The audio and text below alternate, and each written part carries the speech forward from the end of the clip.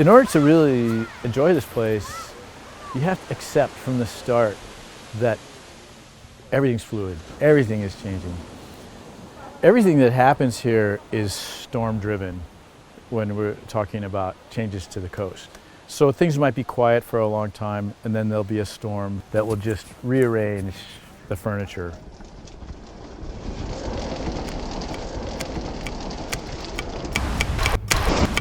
This is insane!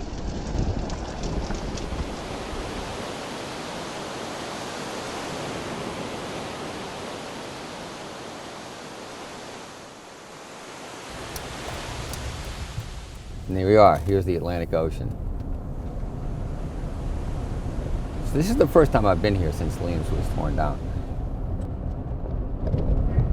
I got a call from the local newspaper. Have you been to Liam's lately? And I said, no, why? He says, you better come now.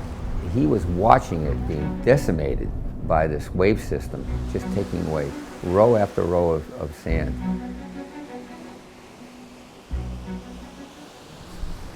That sand dune was Liam's restaurant.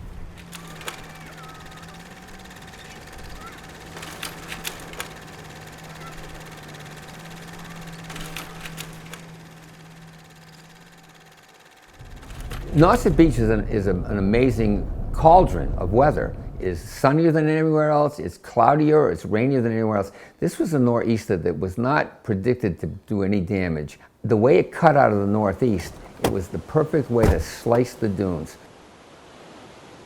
It was just a perfect storm. 80 feet of 30-foot high sand dunes gone in 13 hours. There's ocean processes moving sand around, and there's land processes.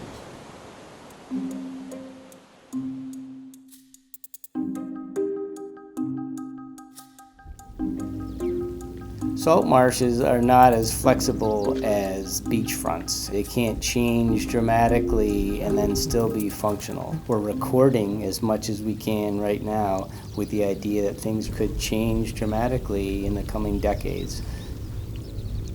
This is the beginning of Ahanu's story. Last year, in September, we caught Ahanu right on the open bank right over there. Brought the bird back and banded it right over here in the parking lot. Ahanu's name actually means he laughs in Algonquin, which we chose that name because the song sounds a lot like laughing. The solar-powered transmitter that Ahanu has on its back transmits to a satellite, then immediately accessible online to see its most recent locations. Here we are in mid-July waiting for Ahanu to come back out of the Arctic, we hope. Sometime in the first half of August, we'd expect the bird to come back. The habitat that's on Cape Cod, certainly the salt marshes play a very significant role, not only for whimbrels that we've been studying, but for many shorebird species that come through here. Adult whimbrels are very site faithful during migration. What Ahanu will be doing is migrating back to New England. We hope that it will come right back to this marsh. And the bird is needing to replenish its body weight. Ahanu will come and feed on fiddler crabs. The mudflats look like they're moving. There's so many fiddler crabs here.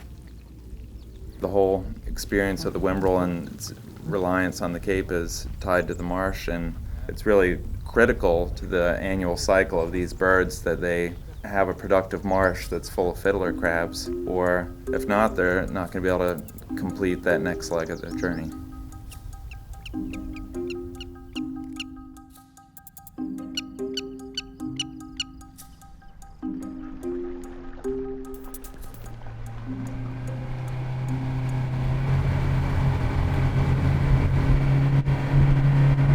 Storms have been rolling in. Last year was a perfect example. In March, we had nor'easter after nor'easter after nor'easter. It can wipe out certain species from areas. It comes to the point of this is just going to be a normal thing that we're going to have to deal with. And when things are too dangerous, we're not going to be able to work.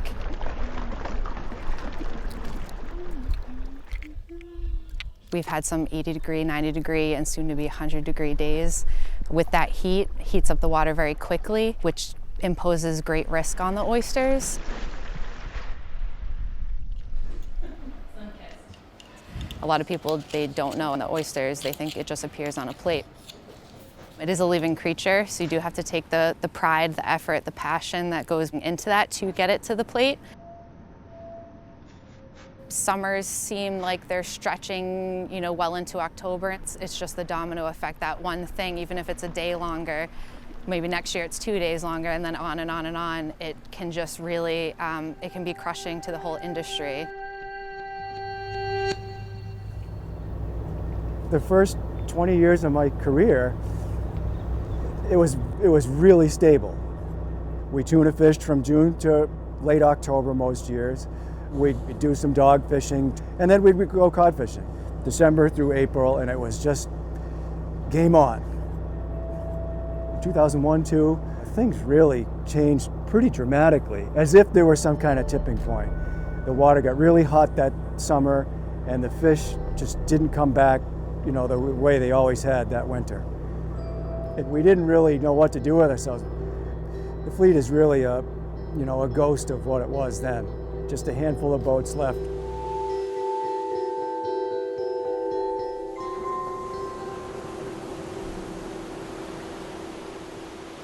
The rate of change here is about 3 feet per year, the retreat of this shoreline. It's possible that in a single year we could have 10 feet of movement, or we might have a year in which things change very little. So there's a new geography, and the new geography receives the waves differently, forcing us to build a new solution for people to enjoy the beach. And so we've moved back the parking lot 200 feet, which we think gives us 30 years maybe.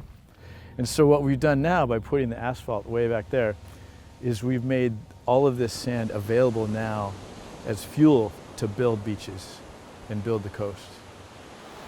This is a Massachusetts highway marker. There were a series of these. They mark what used to be a paved road that was originally placed here starting in about 1920 and paved over the years and expanded, but this was a state highway along the beach. And actually the highway was seaward of that concrete post. Once we start thinking that what we make is more permanent than what nature makes, then we're going to be surprised.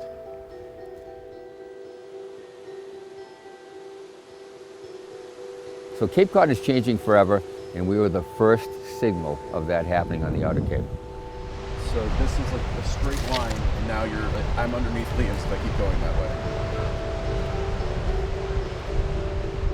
It took away so much. I thought maybe, we're probably going to lose maybe 30 feet. It's a very violent storm.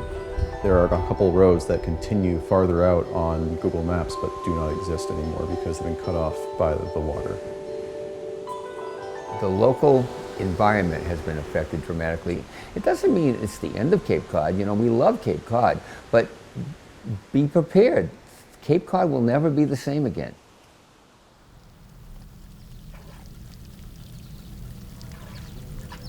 This is the 13th of August. We're still waiting. Ahanu is still on the coast of Hudson Bay.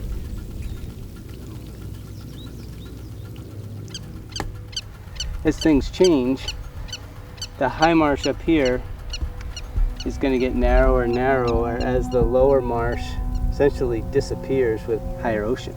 And as a consequence, the whimbrel feeding habitat is going to get winched as the oceans come up.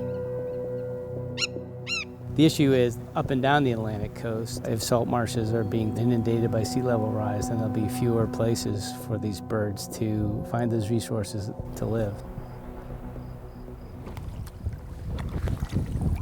Wednesday evening, Ahanu started going past the Cape. We had a signal actually from Martha's Vineyard. The bird ended up making a big U-turn. See if the grass goes along, there's a little muddy opening. Ahanu is sitting right there in that little open mud patch. I think his head's up right there. Yeah, it is. Got him. Here it goes, thinking about taking off. Talk about a needle in a salt marsh. back in the WELLFLEET marshes eating WELLFLEET fiddler crabs again. If these crabs were to disappear, the marsh becomes less healthy, the bird would try to go somewhere else. The loss of these marshes is something that people should really understand and appreciate the value of the marsh that we do have.